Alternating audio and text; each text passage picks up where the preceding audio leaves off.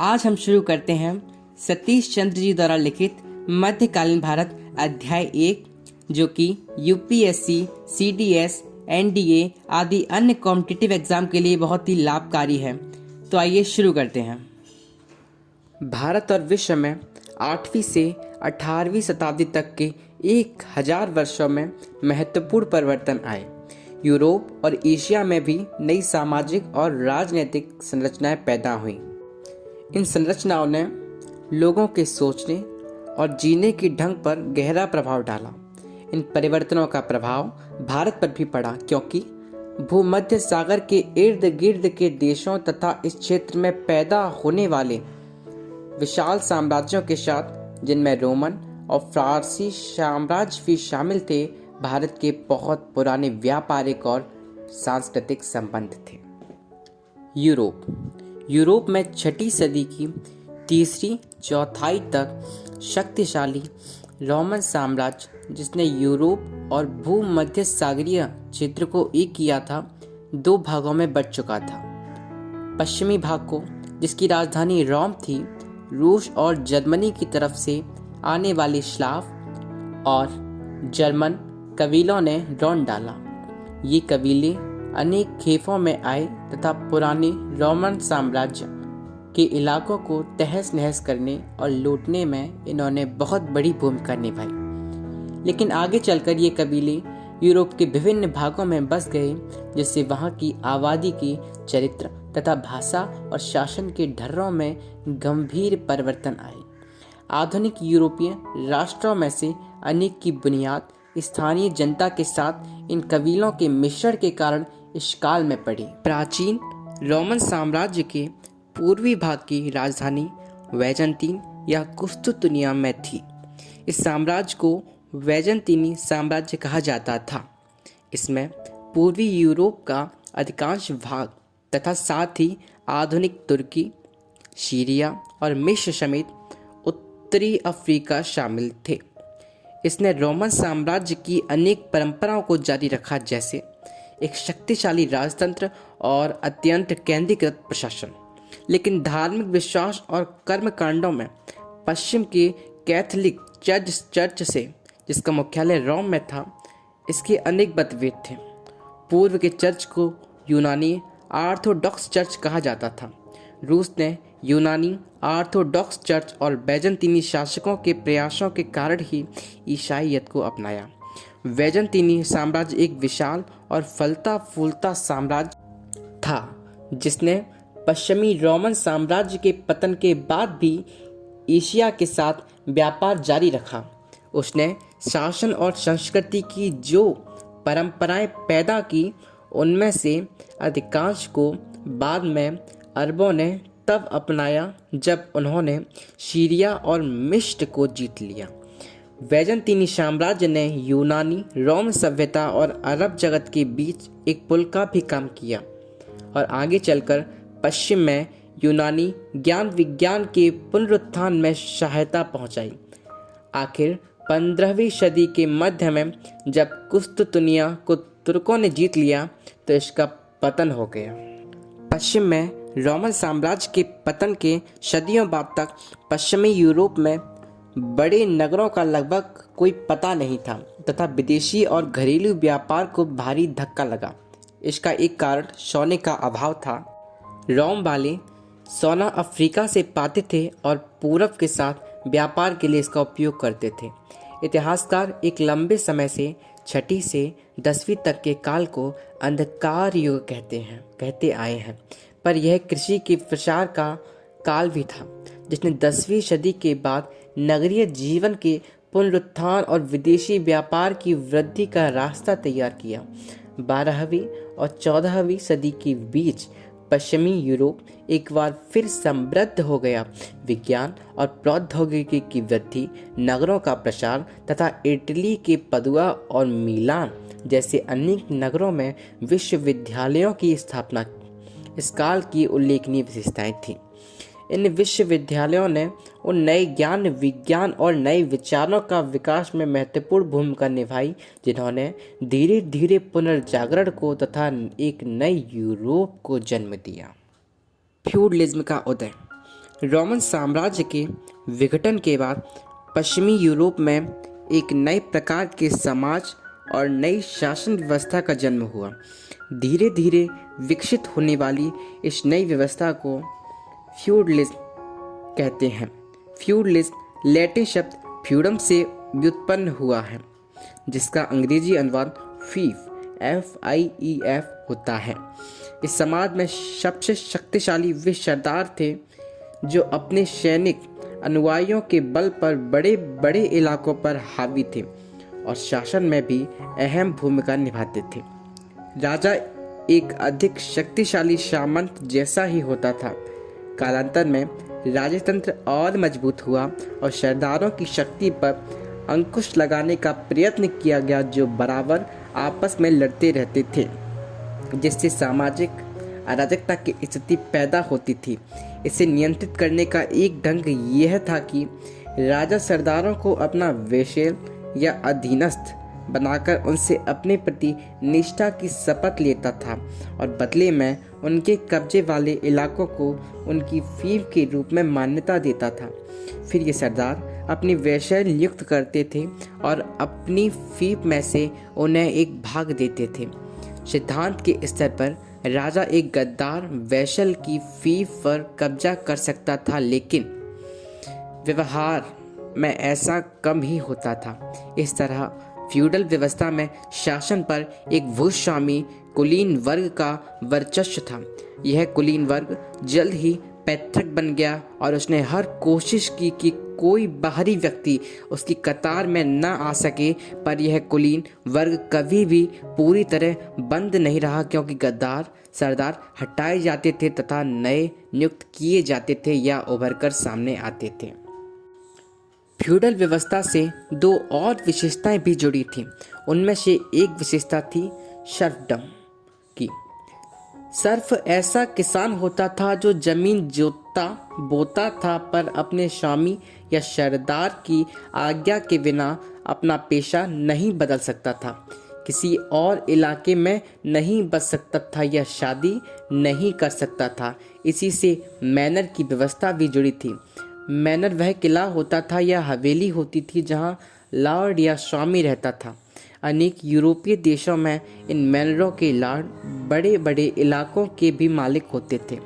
भूमि के एक भाग की जुताई लॉर्ड सीधे अपनी निगरानी में अपने शर्फों की सहायता से कराता था और ये सिर्फ अपने खेतों के अलावा लॉर्ड के खेतों को जोतने बोने के लिए बाध्य होते थे। सिद्धांत के स्तर पर भूमि लॉर्ड की होती थी तथा सर्फ उसे नकद या जिन्स के रूप में महसूल भी चुकाता था। कानून व्यवस्था बनाए रखने, न्याय प्रदान करने आदि की जिम्मेदारी भी मैनर के लॉर्ड पर होती थी। चूँकि उन दिनों काफ़ी अव्यवस्था फैली हुई थी, इसलिए कभी कभी स्वतंत्र किसान भी सुरक्षा के बदले मैनर के लॉर्ड का वेशल बनने को तैयार हो जाते थे। कुछ इतिहासकारों का मत है कि सर्फडम प्रथा और मैनर व्यवस्था फ्यूडलिज्म के अभिन्न अंग थे और इसलिए जिन समाजों में इन दोनों का वजूद नहीं था उनमें फ्यूडलिज्म की बात करना गलत है। लेकिन यूरोप के सभी भागों में मैनर थे भी नहीं। भारत में ना सर्फडम प्रथा थी और ना मैनर व्यवस्था, लेकिन स्थानीय भूस्वामी तत्व सामंत फ्यूडल सरदारों की अनेक शक्तियों का इस्तेमाल करते थे और किसान वर्ग उन पर निर्भर था। दूसरे शब्दों में महत्व इसका नहीं है कि किसान औपचारिक दृष्टि से स्वतंत्र थे या नहीं थे, बल्कि इसका है कि वे किस ढंग से और किस सीमा तक अपनी स्वतंत्रता का उपयोग और उपभोग कर सकते थे। पश्चिमी यूरोप के अनेक देशों में 14वीं सदी के बाद मैनर व्यवस्था का और श्रम के रूप में महसूल चुकाने अर्थात लॉर्ड की भूमि को महसूल के रूप में मुफ्त जोतने बोने की व्यवस्था का लोप हो गया। यूरोप में सामंतवाद से जुड़ी एक और विशेषता सेना का संगठन थी। घोड़े पर बैठा वख्तरबंद नाइट सामंती व्यवस्था का सबसे ज्वलंत प्रतीक था। वास्तव में यूरोप में घुड़सवार युद्ध कला का आरंभ मोटे तौर पर 8वीं सदी से अधिक पीछे नहीं जाता। रोमन काल में लंबे बर्छों और छोटी तलवारों से लैस बड़े छोटे पैदल दस्ते सेना के प्रमुख अंग थे। घोड़ों का प्रयोग रथ खींचने के लिए किया जाता था, जिनमें हाकिम सवारी करते थे। आम विश्वास है कि युद्ध की कला अरबों के आगमन के बाद साथ चली। अरबों के पास बड़ी तादाद में घोड़े थे और उनकी तेज गति और सवार तीरंदाजों ने पैदल सेना को बड़ी सीमा तक नाकाम बनाकर रख दिया। इस नई युद्ध कला के लिए आवश्यक संगठन विकसित करने और बनाए रखने की समस्याओं ने यूरोप में सामंतवाद के विकास में मदद पहुंचाई। कोई भी राजा अपने संसाधनों के बल पर विशाल घुड़सवार सेना बनाए रखने तथा उसे हथियारों और साज सामान से लैस करने की उम्मीद नहीं कर सकता था। इसलिए सेना का विकेंद्रीकरण किया गया तथा राजा की सहायता के लिए एक निर्धारित संख्या में घुड़सवार और पैदल सेना कायम रखने की जिम्मेदारी फ्यूडल लॉर्डों को सौंप दी गई। 2 आविष्कारों के कारण घुड़सवार युद्ध लड़ाई का प्रमुख रूप बना। ये आविष्कार थे तो काफी पहले के, मगर इनका व्यापक उपयोग इसी काल में आरंभ हुआ। पहला आविष्कार लोहे की रकाब था। लोहे की रकाब के कारण हथियारों से पूरी तरह लैस सैनिक को तीर चलाते समय घोड़े की पीठ से गिरने का भय नहीं रहता था। उसके कारण सवार अपने शरीर से भाले को सटाकर हमला भी कर सकता था और उसके जवाबी आघात के कारण नीचे नहीं गिरता था। इससे पहले या तो लकड़ी की रकाब का प्रयोग किया जाता था या रस्सी के एक टुकड़े का, जिसमें बस पांव टिकाकर रखा जा सकता था। दूसरा आविष्कार था एक नए प्रकार की जीन का, जिसके कारण घोड़ा पहले की अपेक्षा दोगुना बोझ लेकर चल सकता था। ऐसा माना जाता है कि दोनों आविष्कार पूरब से यूरोप में पहुंचे, संभवतः चीन और कोरिया से। भारत में उनका प्रसार 10वीं सदी से शुरू हुआ। इसी तरह राजनीतिक, आर्थिक और सैनिक अनेक कारण यूरोप में फ्यूडलिज्म के विकास के लिए उत्तरदायी थे। 11वीं सदी के बाद जब और भी शक्तिशाली सरकारें सामने आईं, तब भी परंपरा इतनी जड़ पकड़ चुकी थी कि राजा फ्यूडल लॉर्डों की शक्ति को आसानी से कम नहीं कर सकता था। इतिहासकार जिसे मध्यकाल कहते हैं, उस काल में फ्यूडलिज्म के अलावा यूरोप में जीवन के ढर्रे को ईसाई चर्च ने भी निर्धारित किया। हम बैजेंटीनी साम्राज्य और रूस में यूनानी ऑर्थोडॉक्स चर्च की भूमिका का पहले ही हवाला दे चुके हैं। पश्चिम में एक शक्तिशाली साम्राज्य के अभाव में कैथोलिक चर्च ने शासन के भी कुछ कार्यभार संभाल लिए। पॉप, जो कैथोलिक चर्च का प्रमुख था, एक धर्म गुरु ही नहीं रहा, बल्कि एक ऐसा व्यक्ति बन गया जिसके पास काफ़ी कुछ राजनीतिक और नैतिक सत्ता भी थी। पश्चिम एशिया और भारत की तरह यूरोप में भी मध्यकाल धर्म का काल था और जो धर्म का प्रवक्ता होता था उसके पास काफ़ी शक्ति और प्रभाव होता था। राजाओं और सामंत सरदारों से मिले भूदानों और धनी सौदागरों से प्राप्त दानों के बल पर अनेक मठ और विहार स्थापित किए गए। इनमें से फ्रांसिस्कन जैसे कुछ सिलसिले जरूरतमंदों और गरीबों के लिए कार्यरत थे। अनेक मठ यात्रियों को चिकित्सा सहायता या ठहरने की जगह देते थे। वे शिक्षा और ज्ञान विज्ञान के केंद्र का काम भी करते थे। इस प्रकार कैथोलिक चर्च ने यूरोप के सांस्कृतिक जीवन में अहम भूमिका निभाई। मगर कुछ मठ जो अत्यंत धनी हो चुके थे, फ्यूडल लॉर्डों की तरह व्यवहार करने लगे। इससे आंतरिक कलह पैदा हुआ और उन शासकों के साथ उनका टकराव होने लगा जो चर्च और पोपों की दुनियावी ताकत से चिढ़े हुए थे। आगे चलकर यह टकराव पुनर्जागरण और सुधार आंदोलनों में प्रतिबिंबित हुआ। अरब दुनिया। 7वीं सदी के बाद इस्लाम के उदय ने पश्चिम एशिया और पड़ोसी क्षेत्रों के सामाजिक, आर्थिक, सांस्कृतिक और राजनीतिक पक्षों पर गहरा प्रभाव डाला। एक प्रमुख तत्व आपस में लड़ने वाले अरब कबीलों का एकीकरण था, जिसके फलस्वरूप एक शक्तिशाली साम्राज्य का जन्म हुआ। आरंभिक खलीफों द्वारा स्थापित अरब साम्राज्य में अरब के अलावा सीरिया, इराक, ईरान, मिस्र, उत्तरी अफ्रीका और स्पेन शामिल थे। अरब वकीलों के अंदरूनी मतभेदों और गृह युद्धों के कारण 8वीं सदी के मध्य में दमिश्क में बैठा खलीफा सत्ता खो बैठा और अब्बासी नाम का एक नया वंश सत्ता में आया। उसने नव स्थापित नगर बगदाद को अपनी राजधानी बनाया। अब्बासी स्वयं को पैगंबर मोहम्मद साहब के कबीले से संबंधित होने का दावा करते थे। लगभग 150 वर्षों तक अब्बासी साम्राज्य दुनिया के सबसे शक्तिशाली और फलते फूलते साम्राज्यों में से एक रहा। उसके चरम काल में उस क्षेत्र की सभ्यता के सभी केंद्र उसमें शामिल थे, जैसे उत्तरी अफ्रीका के भाग, मिस्र, सीरिया, ईरान और इराक। अब्बासी खलीफा पश्चिम एशिया और उत्तरी अफ्रीका के कुछ सबसे उपजाऊ देशों को ही नियंत्रित नहीं करते थे, बल्कि भूमध्य सागर क्षेत्र को भारत से जोड़ने वाले प्रमुख व्यापारिक मार्गों पर भी उनका नियंत्रण था। अब्बासियों ने इस क्षेत्र के व्यापारिक मार्गों को जो शांति और सुरक्षा प्रदान की, वह इस क्षेत्र की जनता की खुशहाली और अब्बासी दरबार की शान शौकत का एक महत्वपूर्ण कारण था। अरब पक्के सौदागर थे तथा इस काल में वे जल्द ही सबसे उद्यमी और धनी सौदागरों और समुद्री यात्रियों के रूप में मशहूर हो गए। सार्वजनिक और निजी दोनों प्रकार की शानदार इमारतों वाले अनेक नगर उभरकर सामने आए। इस काल में अरब नगरों के जीवन स्तर और सांस्कृतिक वातावरण का दुनिया में कोई सानी नहीं था। अरबों ने सोने की दीनार और चांदी के तिरहम भी चलाए, जो पूरी दुनिया में व्यापार की मुद्रा बन गए। यह सब अफ्रीकी सोने तक अरबों की पहुंच के कारण संभव हुआ। अरबों ने दोहरी प्रविष्टियों वाले खातों का, उन्नत खातेदारी का तथा बड़े पैमाने पर लंबी चौड़ी बैंकिंग और ऋण व्यवस्था का आरंभ किया, जिनमें विनिमय के बीजक हुंडियां भी शामिल थे। इस काल में सबसे मशहूर खलीफा अल मामून और हारून अल रशीद थे।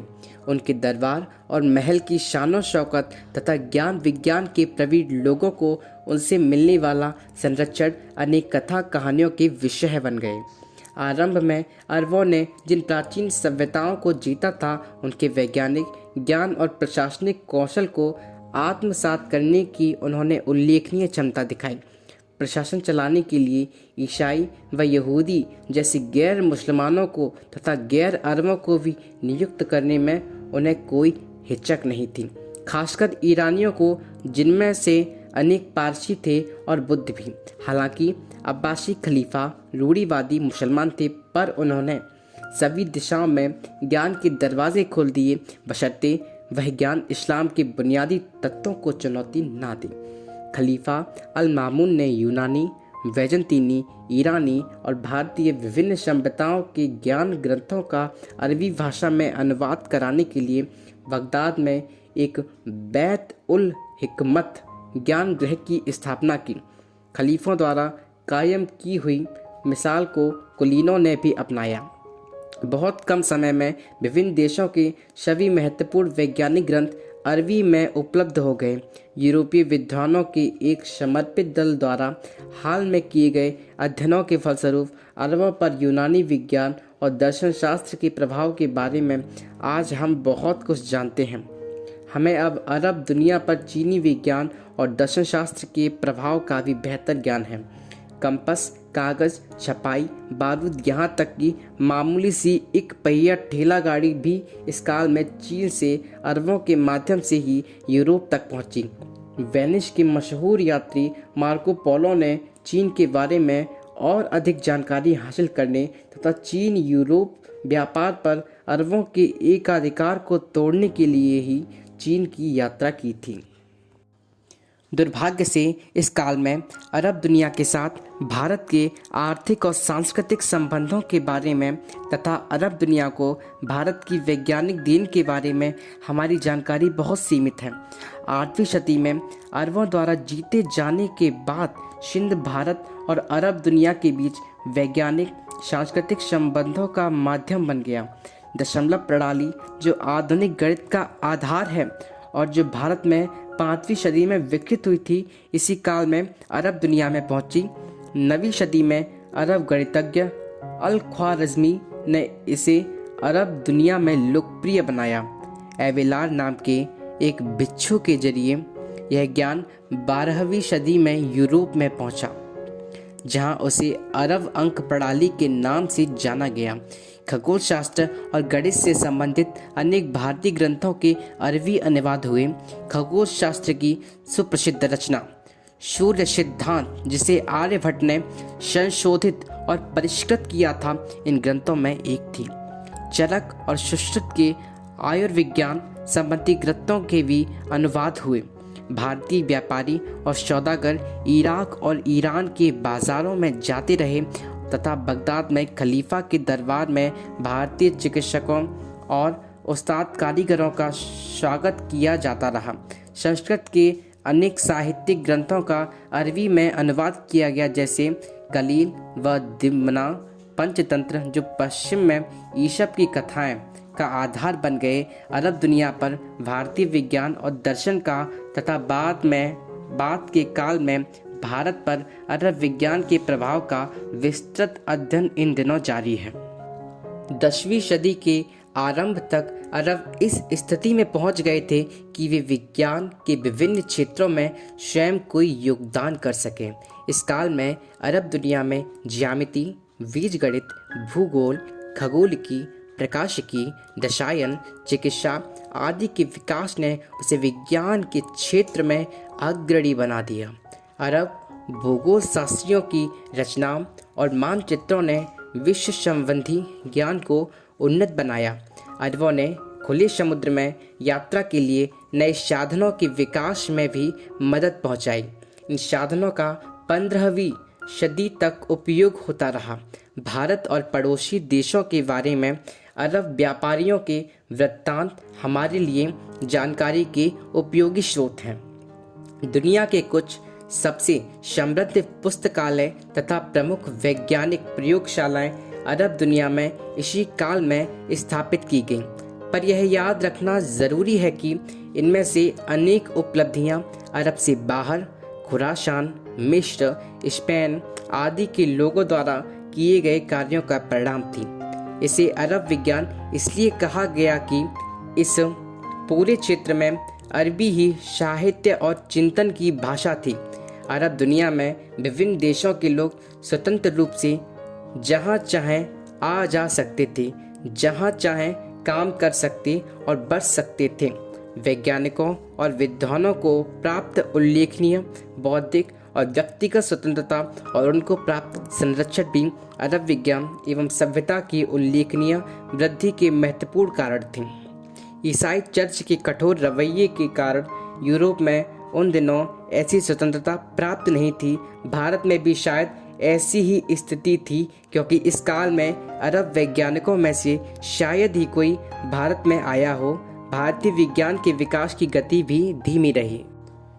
अंततः इस क्षेत्र को प्रभावित करने वाले राजनीतिक और आर्थिक विकास क्रमों के कारण और उससे भी बढ़कर मुक्त चिंतन का गला घोटने वाले रूढ़िवाद की वृद्धि के कारण 12वीं सदी के बाद अरब ज्ञान विज्ञान का पतन होने लगा, लेकिन स्पेन में 14वीं सदी तक इसका विकास जारी रहा। अफ्रीका। अरबों ने हिंद महासागर, पश्चिम एशिया और भूमध्य सागर के व्यापार के साथ अफ्रीका के घनिष्ठतर संबंध कायम किए। अफ्रीका के पूर्वी तट के किनारे किनारे मलिंदी और जंजीबार तक अरबों के प्रवास और व्यापारिक कार्यकलापों में बहुत वृद्धि हुई, लेकिन अरबों के व्यापार में बड़े पैमाने पर गुलामों का तथा सोने, हाथी दांत आदि का निर्यात भी शामिल था। अफ्रीका में एक काफ़ी प्राचीन शक्तिशाली इथियोपिया का साम्राज्य भी था, जिसमें अनेक नगर थे। इथियोपिया वाले हिंद महासागर में अदन से लेकर भारत तक व्यापार करते थे। हबशी कहलाने वाले ऐसे अनेक इथियोपियावासी ईसाई थे। हिंद महासागरीय व्यापार में वे बैजंतीनी साम्राज्य के घनिष्ठ सहयोगी थे। बैजंतीनी साम्राज्य के पतन के बाद उनकी आर्थिक स्थिति कमजोर हो गई। चीन के साथ भारत के प्राचीन काल से ही आर्थिक और सांस्कृतिक संबंध थे, जल और थल दोनों के रास्ते। 8वीं और 9वीं सदियों में तांग शासन के अधीन चीन का समाज और वहां की संस्कृति प्रगति के उच्च सोपान पर पहुंच चुकी थी। तांग शासकों की अधिराजी मध्य एशिया में शिनकियांग के बहुत बड़े बड़े हिस्सों पर, जिनमें कासगत भी शामिल था, फैली हुई थी, इसके कारण जिसे रेशम मार्ग कहते हैं, उससे होकर स्थलीय व्यापार को काफ़ी बढ़ावा मिला। इस रास्ते से रेशम ही नहीं बल्कि उम्दा चीनी मिट्टी के बर्तन तथा कम कीमती रत्न पुखरास की बनी वस्तुएं भी पश्चिम एशिया, यूरोप और भारत को निर्यात की जाती थी। चीन में विदेशी व्यापारियों का स्वागत होता था। उनमें से अनेक अरब, फारसी, भारतीय समुद्री मार्ग से दक्षिण चीन में आए और कैंटन में बस गए। 9वीं सदी के मध्य में तांग साम्राज्य का पतन हुआ और 10वीं सदी में उसे शुंग राजवंश ने विस्थापित कर दिया। शुंग राजवंश लगभग 300 वर्षों तक चीन पर शासन करता रहा। आरंभिक शुंग काल, विशेषकर 11वीं सदी का काल, चीन में अत्यधिक आर्थिक प्रसार का काल था। इसी काल के दौरान बाद के अनेक यूरोपीय आविष्कारों के आधार रूप सामने आए। दक्षिण पूर्व एशिया, भारत और श्रीलंका के साथ चीन का समुद्री मार्गी व्यापार भी बढ़ा। आगे चलकर 13वीं सदी में चीनी शासन तंत्र की बढ़ती कमजोरी ने मंगोलों को चीन विजय का अवसर दिया। उन्होंने चीन में मौत और तबाही का तांडव किया, लेकिन अपने घोर, अनुशासित और गतिशील घुड़सवार दस्तों के बल पर मंगोल पहली बार एक शासन के अंतर्गत उत्तर और दक्षिण चीन का एकीकरण करने में सफल रहे। कुछ समय तक उन्होंने टोंकिन, उत्तर वियतनाम और अनाम, दक्षिण वियतनाम को भी अपने कब्जे में रखा। उत्तर में उन्होंने कोरिया को रौंद डाला। इस तरह मंगोलों ने पूर्वी एशिया में एक ऐसे विशाल साम्राज्य की स्थापना की जिसकी गिनती दुनिया की सबसे बड़ी ताकतों में होती थी। वेनिस की यात्री मार्को पोलो कुछ समय तक चीन के मंगोल शासकों में सबसे अधिक विख्यात कुबलाई खान के दरबार में रहा था। उसने इस दरबार का एक जीता जागता चित्र खींचा है। मार्को पोलो समुद्री मार्ग से इटली लौटा और रास्ते में उसने भारत में मालाबार को भी देखा। इस तरह संसार के विभिन्न भाग पहले से करीब आ रहे थे तथा उनके व्यापारी और सांस्कृतिक संपर्क बढ़ रहे थे। दक्षिण पूर्व एशिया के देशों को कुछ चीनी शासकों की विस्तारवादी मुहिम का सामना करना पड़ा। तब चीन ने एक मजबूत नौसेना तैयार कर ली थी, लेकिन दक्षिण पूर्व एशिया के राज्य अधिकतर स्वतंत्र ही रहे। इस क्षेत्र में इस काल में पनपने वाले तो सबसे शक्तिशाली राज्य शैलेंद्र और कंबोज साम्राज्य थे। शैलेंद्र राजवंश 8वीं सदी में उभरा तथा उसने श्री विजय साम्राज्य को काफ़ी हद तक विस्थापित कर दिया।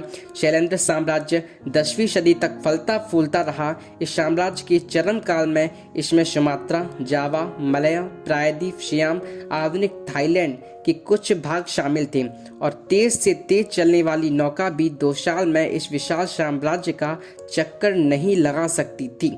शैलेंद्र शासकों के पास एक मजबूत नौसेना थी तथा चीन के साथ समुद्री व्यापार पर उनका वर्चस्व था। दक्षिण भारत के पल्लवों के पास भी एक शक्तिशाली नौसेना थी। पल्लव नौसेना विशेषकर बंगाल की खाड़ी में सक्रिय थी। दक्षिण पूर्व के देशों और चीन के साथ समुद्री व्यापार इतना महत्वपूर्ण हो चला था कि 10वीं सदी में एक चोल शासक ने सुमात्रा और मलाया की ओर अनेक नौसैनिक अभियान रवाना किए ताकि संचार के समुद्री रास्तों को खुला रखा जा सके तथा व्यापार के नए अवसरों की तलाश की जा सके। ईस्वी संवत की आरंभिक सदियों में, बल्कि उससे पहले भी, इस क्षेत्र के देशों के साथ भारत की घनिष्ठ व्यापारिक और सांस्कृतिक संबंध थे। अनेक चीनी और भारतीय व्यापारी इस साम्राज्य की राजधानी पलेमबंग जाते थे जो सुमात्रा में स्थित था। पलेमबंग और भी पहले से संस्कृत और बौद्ध अध्ययन का केंद्र बना हुआ था। इस काल में राजाओं ने यहाँ भव्य मंदिर बनवाए। इनमें सबसे प्रसिद्ध पूर्वी जावा का बोरोबुदुर मंदिर है, जो बुद्ध को समर्पित है। यह एक मुकम्मल पहाड़ी है जिसे तराशकर 9 मंजिलें निकाली गई है और सबसे ऊपर एक स्तूप है। रामायण और महाभारत जैसे भारतीय महाकाव्यों के दृश्य इस मंदिर की पट्टिकाओं पर दिखाए गए हैं तथा ये साहित्य, लोक कला, कठपुतली के खेलों आदि के लिए पसंदीदा विषय रहे हैं। शैलेंद्र शासक को जवाक का महाराज कहा जाता था, जिसका अर्थ सुवर्ण भूमि था। कंबुज साम्राज्य कंबोडिया और अनाम दक्षिण वियतनाम में फैला हुआ था। उसने फुनान के हिंदू रंग में रंगे राज्य को विस्थापित किया था, जिसका इस क्षेत्र में पहले वर्चस्व था। कंबुज साम्राज्य 15वीं सदी तक फलता फूलता रहा और उसने सांस्कृतिक विकास और समृद्धि का एक ऊंचा स्तर प्राप्त कर लिया था।